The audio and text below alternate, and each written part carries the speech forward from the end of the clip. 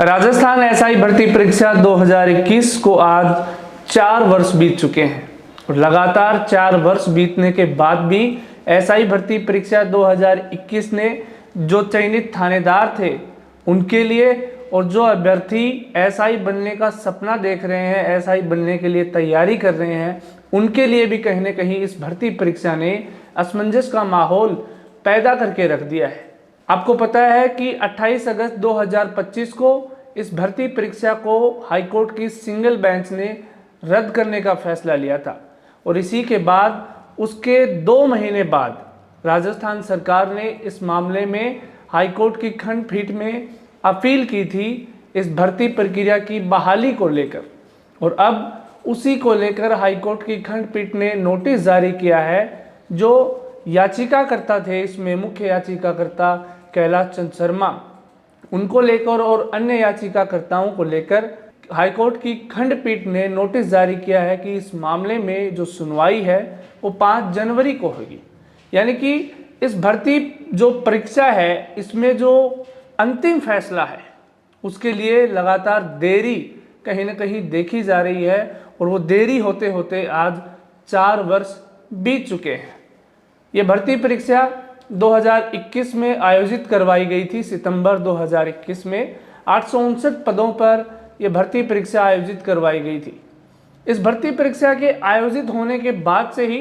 लगातार इस भर्ती परीक्षा में बड़े स्तर पर फर्जीवाड़े, धांधली और पेपर लीक जैसी बातें सुनने को आई थी। ये मामला सामने आया था कि इस भर्ती परीक्षा में बड़े स्तर पर फर्जीवाड़ा हुआ है और आपको पता है कि इस भर्ती परीक्षा में जो फर्जीवाड़ा है उसकी जांच पड़ताल के लिए जो सरकार थी, गहलोत सरकार थी उस समय 2021 में, उसने इस मामले में एसओजी की भी जांच करवाई थी, एसओजी से भी जांच करवाई थी और उसमें पाया गया था कि जो आरपीएससी के जो सदस्य हैं रामूराम राय का, वो भी इसमें दोषी पाए गए थे और बड़े स्तर पर धांधली हुई थी, बड़े बड़े दलाल इसमें पकड़े गए थे। बीजेपी सरकार ने भी इस मामले में जांच पड़ताल के लिए एसआईटी का गठन किया था और अब 28 अगस्त 2025 को हाईकोर्ट की सिंगल बेंच ने यह फैसला लिया था कि इस भर्ती परीक्षा को रद्द किया जाएगा। और इसी के बाद इस आदेश के खिलाफ चयनित अभ्यर्थियों ने हाईकोर्ट की डिवीजन बेंच में अपील दायर की थी और इसके बाद 8 सितंबर 2025 को डिवीजन बेंच ने सुनवाई करते हुए एकल पीठ के भर्ती रद्द करने के आदेश पर रोक लगाने का आदेश दिया और 8 सितंबर को जो आदेश था उसको कैलाश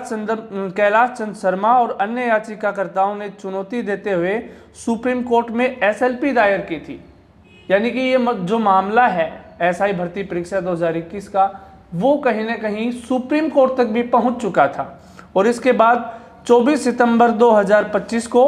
इस मामले में सुनवाई हुई और एसएलपी पर जो सुनवाई करते हुए सुप्रीम कोर्ट ने खंडपीठ के फैसले पर यथास्थिति के आदेश दिए थे। अब देखिए, जो हाईकोर्ट की खंडपीठ है उसने तो हाईकोर्ट की जो एकल बेंच का फैसला आया था 28 अगस्त 2025 को कि इस भर्ती परीक्षा को रद्द किया जाएगा, लेकिन उसके बाद सरकार को 2 महीने का समय दिया गया था ताकि सरकार इस मामले में अपील कर सके।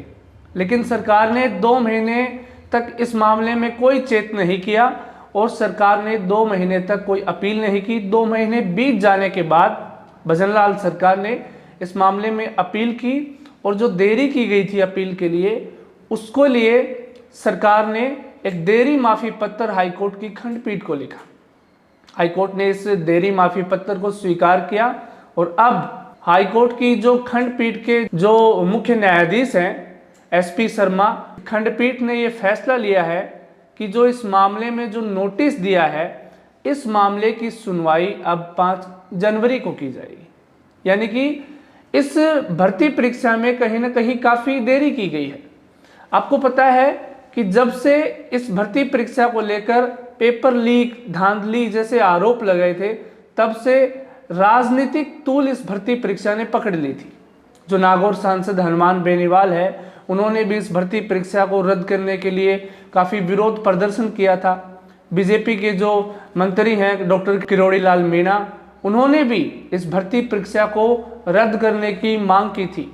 यानी कि बीजेपी सरकार में भी कहीं ना कहीं जो दोहरी जो बातें हैं वो देखने को मिली है।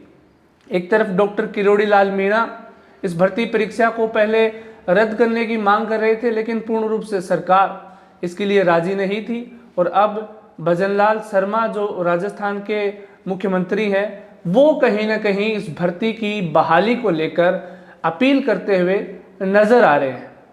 अब देखिए, इस भर्ती परीक्षा में जिन भी माफियाओं ने धांधली करने की कोशिश की, भजनलाल सरकार का कहना है कि जब कुछ लोगों के कारण ये भर्ती परीक्षा में धांधली हुई है और उनको पकड़ भी लिया गया है, तो क्या पूरे लोगों को एक जो चयनित हुए हैं इस भर्ती परीक्षा में, उनको कहीं ना कहीं दोषी ठहराना गलत है। कम लोगों की जो अपराध है उसके लिए सभी लोगों के लिए ये जो भर्ती है उसको रद्द करना काफ़ी गलत है, ये भजनलाल सरकार ने साफ तौर पर कहा है। अब देखिए, ये बात कहीं ना कहीं सही भी है। हालांकि माननीय न्यायालय का जो फैसला है उसका हम हमेशा स्वागत करते हैं, लेकिन कहीं ना कहीं देखा जाए तो ये बात सही भी है।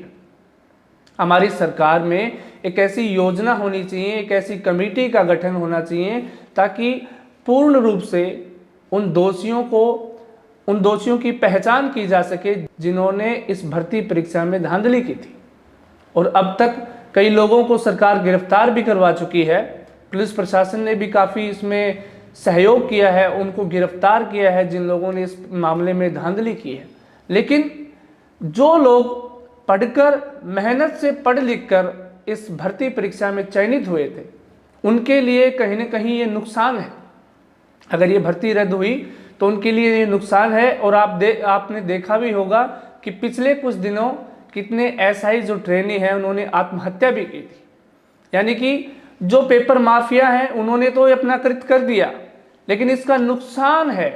वो कहीं ना कहीं जो अभ्यर्थी हैं, जो युवा है तैयारी करने वाले और जो इस भर्ती परीक्षा में चयनित हुए हैं, उनके लिए ये नुकसान की बड़ी बात है। अब देखना ये है कि क्या 4 वर्ष बीत जाने के बाद भी इन चयनित अभ्यर्थियों और जो और अभ्यर्थी हैं जो एसआई बनने का सपना देख रहे हैं, उनके लिए, उनके हित में कोई बड़ा फैसला, कोई नई उम्मीद